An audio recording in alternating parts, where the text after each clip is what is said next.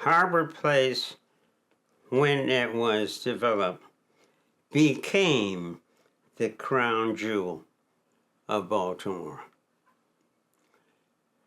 Nothing more, nothing less.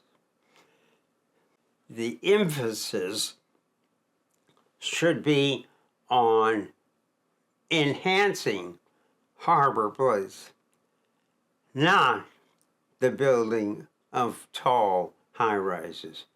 It should be enhancing Harborplace. It was a great design because the design did not superimpose itself on the people. The people were the thing that matters in Harborplace, and that was very significant. Harborplace belongs to the citizens of Baltimore. There is not a one area that has ownership to Harborplace. My estimate, as an architect with over 60 years experience, is that it's going to take 4 to 6 years for the high-rises to be built, the demolition of the existing low-rise buildings, and everything that's in the Bramble plan.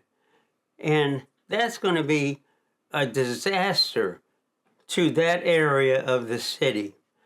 And if you talk about discouraging people from visiting, that will go a long way toward discouraging people from coming to Baltimore. Why do they want to come to Baltimore to see all that, stuff? Why do they want to come to the convention center? We need people to come to the convention center. And I'm very discouraged because it seems like the forces are against us. It's a major mistake. Bramble has done his homework. He's contacted the governor. He's contacted the mayor. He's contacted the city council president and the whole city council except for one person. He has more or less covered all bases, showing beautiful, beautiful architectural renderings. I mean, they are really beautiful. But they really do not show the impact to the audience, to the people who are looking at them. They don't show the impact.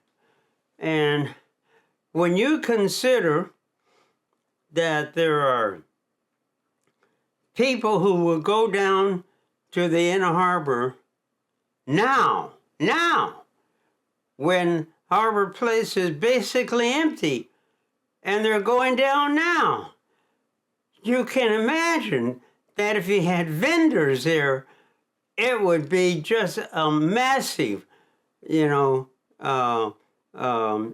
attraction for people to come there, to eat, to fellowship, to just be friends with one another, and so that should be the primary thing. The high-rise buildings should not be the end for all. Bramble owns a piece of property a block away. And if he wants to build high-rises, he should build on there because the zoning is already there waiting. He doesn't have to do anything. Doesn't have to wait for the referendum in November or anything. He just built. In terms of the reuse of the Harborplace pavilions, they should be redeveloped. No, not redeveloped. I'm sorry, that's wrong. They should be reoccupied by eateries and restaurants.